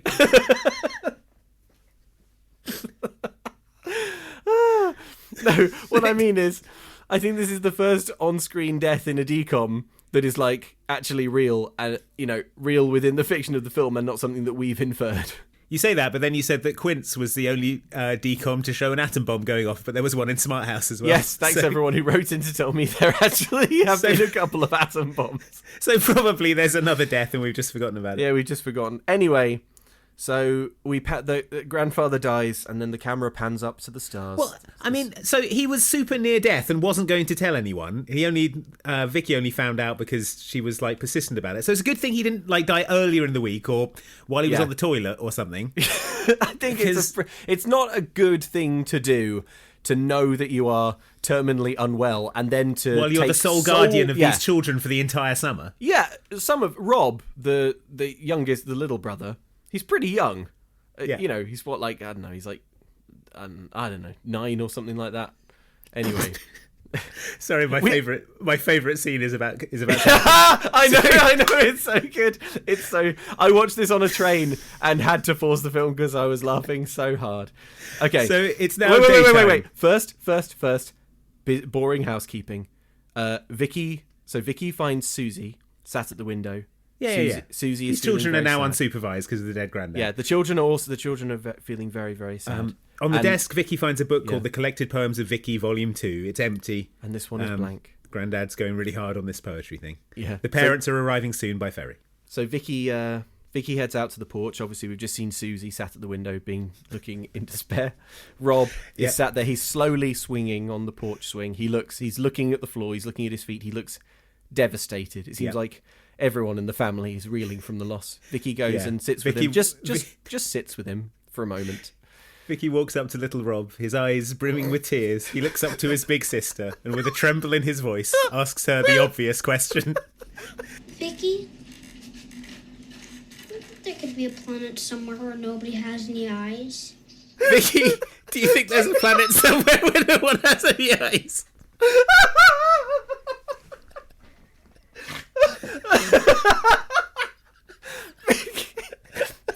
Just again for the tape. Vicky, you think there's a planet somewhere? You have to picture the camera angle as well. He's so little, so he's looking up with his great big cartoon eyes. Vicky, do you think there could be a planet where no one has any eyes? Okay, good chat, Rob, you little weirdo. But they could get along without them, right? Yeah. It's so good. Okay, so this conversation about the planet where no one has any eyes ends up going on for quite a long time. So long. Eventually, it's going to resolve into what I think is a religious metaphor, but not for a while, because Vicky says, well, on this planet they would compensate with hearing and smell and touch, accidentally entering into Rob's fiction.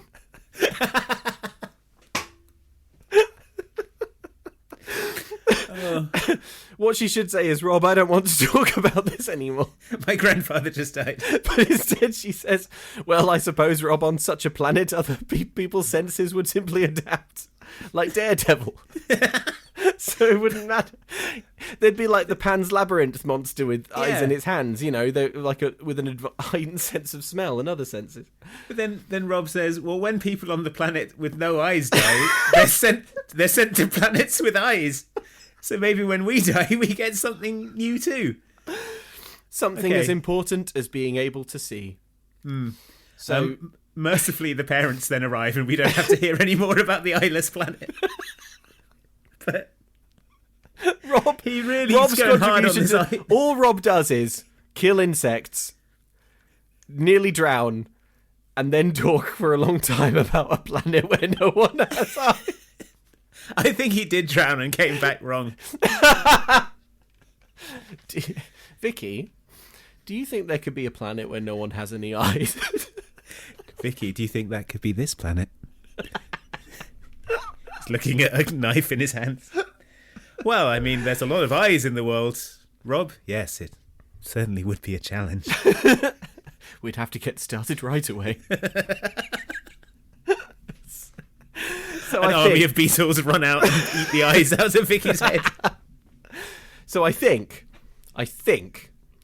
what this wild conversation hopes to wash up at is the idea of it being a sort of afterlife metaphor, right? Right. So yeah, there's something even better than life. There's something waiting for us after this life. And we can't perceive how great it will be because we are like the people on the planet with no eyes who don't even know that they're missing eyes. Yeah. But dolphins can perceive it. It's like when dolphins went into the ocean. Yeah, exactly. They went into the ocean to reveal the forbidden... The ring of endless light. The forbidden truths. And the bears were like, We were not meant to know this, dolphins. Yeah. We will stop you. We do not wish to fight you, but we will stop you here on the shore if we must. And the dolphins are like, we still have our hands for now, raising their spears. Yeah. We swore we would use our hands only for art and for music, says the bear, strumming a mandolin. And when all the bears were dead, the surviving dolphins crawled into the sea, lost their hands, and learned about the planet with no eyes. The surviving dolphins placed their hands into the alcoves like bowling shoes at the bowling alley and returned to the ocean. The thing is, the reason that I enjoyed this film is honestly because I'm basic and it has a sort of like very, very simple like romantic drama in it. Yeah, and I'm a sucker for any romantic drama. Fine, that is fine. But that's not interesting to talk about because it's extremely boring and predictable and you've seen it a million billion times. What is interesting about this film is the brief moments where it hints at the expanded dolphin planet. The expanded Lovecraftian horrors. When Vicky uses her telepathic gift to ask a dolphin, why did you leave the land, and is immediately killed for asking the question, for seeking the forbidden knowledge. Her brain explodes. Because she truly has asked the question, capital T, capital Q. Yeah. Anyway, this is basically the end of the film. Vicky leaves. The family leaves because the parents have showed up. She's let Adam see her poems. Yeah, Adam has read her poems. They're great, he says, hoping he won't be pressed on their content. Yeah. She's decided to show them this one that's a cover of Crowded House. Yeah. She's decided to show them to the lit magazine at school. Remember that subplot about the new school? Well, don't worry, she's not going to it. Yep, so it's fine. Adam says, your grandfather always said that art and science are really one, which doesn't sound like something he'd say based on all of the conversations we saw him have, but fine. Seems unlikely. Then she kisses Adam on the cheek, and they all leave on the ferry. Zachary is not seen again, so I think we have to assume that by now his family is penniless. He's become the Joker. And we end with slow-mo shots of dolphins doing jumps alongside the ferry. Yeah, triumphant music swells. Over Grandad doing the poem from before. The Ring of Endless Light one. Slow-mo. Yeah, there you go. Yeah, the panpipes play. You may also like the 13th year, says Disney+. I just have 3 things written at the end of my Google Doc. They are, I have learned I am so basic. It's so undecom for the Grandad to just die right at the 11th hour. Mm-hmm. And Andy, you should really watch Free Willy. I'm going to circle back around to this. Because if you liked A Ring of Endless Light... I didn't. I think you would love Free Willy. I didn't like it, and I had to watch a live dolphin birth. You got to watch a live dolphin birth. You lucky duck. What anyway, treat. Free Willy is a lot better. So if you liked A Ring of Endless Light, you're really going to go nuts for Free Willy. As I've explained, right. I didn't like A Ring of Endless Light. Would you like it, Andy, if we stopped talking about A Ring of Endless Light and I read some emails? Yeah, I could go for that. Okay. Well, here's one from Victoria. The good news is it relates to Brink. Remember Brink? Oh, man. Old Man Beeman's magnum opus. Yeah, and I've saved this email just for this episode, Andy, because it's also about Tony Hawk's Pro Skater. Oh, hell yes. Victoria points out, having been playing the Tony Hawk's games, Victoria says, I was surprised to watch the alternate ending to Tony Hawk's Underground and hear epic dickbag Eric say, 2 little skaters and their ghetto shop. Heard your video went over pretty good. I guess kids dig that goofy soul skating crap. So there you go. Definite Brink reference. Definite Brink reference, right? Underground. Soul skating is not a thing generally, I don't think. Nope. It clearly is. That means that Tony Hawk loves decoms, and yes, specifically Brink. Specifically Brink. And Jess, thank you for your email, Jess, has essentially has sent us a BuzzFeed quiz. Okay. The quiz is, let's find out which OG Disney Channel original movie you're most like. So Andy and I are both taking this quiz at the same time. Thank you very much for sending us this, Jess. Question 1. How would you prefer to spend your day off? At the beach, or outside shooting hoops, or in your room working on a science project, or in bed, or hanging out around the house? Beach. The beach. Yeah, I'm going to go for the beach. Yeah. Clearly. The next question is about how many siblings do you have? I'm an only child, I have 1 sibling, I have multiple siblings, I was adopted. Now, how many... Brink only had 1 sibling, didn't he? Are you answering this as Brink? No, I'm answering it as me, but I'm trying to skew it towards me. Brink only had 1 sibling, yeah. Okay, yeah. Let's say what Brink would say and try and be Brink. I do have 2 sisters, but for the sake of this quiz. For the sake of this quiz, yeah. How would you describe your best friend? Imaginative, logical, a nerd, a lot like yourself, or I don't have any friends? Well, obviously it's that one. Let me just... How would I describe Andy? I'd describe him as a nerd. Hey. What is your zodiac sign? I've said a lot like yourself. Yeah, a nerd. Hey. Didn't come here to be roasted. What's your zodiac sign? These are just the zodiac signs. It would be boring to read them out, so I'm just going to tip mine. Well, how do I know what zodiac sign Brink is? Right. Well, I don't know. Maybe he says his birthday in the film. Right. All right. Done with quiz. My result is... Okay, my result is, come on. It's calculating it. Oh, what? We both got the 13th year. No. Yeah. No, I wanted Brink. Oh, sorry, Andy. You've too much dolphin chat, clearly. You are an independent, competitive person who is loved by more people than you realise. Your thoughts are deeper than the ocean, and you may have a mysterious past that even you aren't aware of. Your talents are obvious, and there is a lot more going on beneath the surface than others may realise. Your differences are your strengths, and your huge heart ensures that even the most vulnerable of people and creatures feel safe in your presence. You are a genuinely good person. Wow, BuzzFeed. What a claim. How did we get the 13th year when we didn't answer adopted? That's what I want to know. I don't know. I guess we must have just skewed so hard towards the 13th Fish Boy. year. I was deliberately trying to move away from the 13th year, and yet so powerful is my mermaidism. Exactly. Well, there we go. Thank you very much for your emails, folks. We've had so many good ones recently. We've really enjoyed reading them. Yeah, please do keep sending them in. Yeah, you can email us at momcan'tcookpod@gmail.com. And if you want to buy some merch, and I think you probably do, then you should go to momcan'tcookstore.com, where we have some really cool designs that I think you will enjoy checking out if you haven't already. Andy, we need to decide what decon we're doing next. I would like to do Jumping Ship, the Lawrence Brothers magnum opus. Well, I'm also excited to do Jumping Ship, Andy, but you made me wait a very long time for the decon I passionately wanted to do for some reason. Yeah, well, we've done it now. So we've done it now. Now it's time to pay the piper. Well, I tell you what would your second choice be if we weren't doing Jumping Ship just yet? My second choice would be You Wish. Ooh. Oh! Is that the one with the coin? Yes, and he wishes his little brother was never around, and then his little brother becomes a sort of global sensation. Brilliant. Can we have the official description? Yes.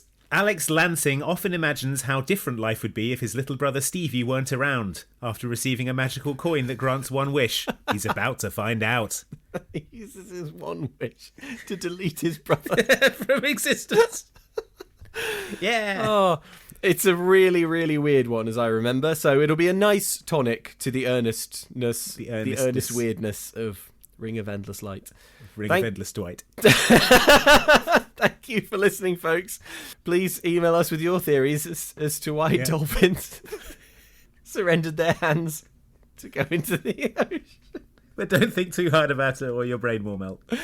Thank you for indulging this plastic friendship bracelet of a podcast. Please do rate and review us on your podcast app of choice. Please rate us 5 stars, even though what we just did. Yeah, thank you. And write a nice review, even though what we did. Yeah. Thank you for listening, everyone. See you next time.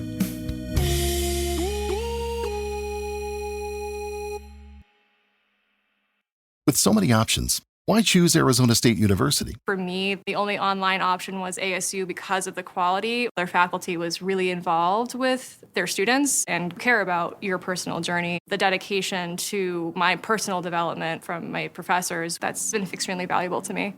Earn your degree from the nation's most innovative university. Online.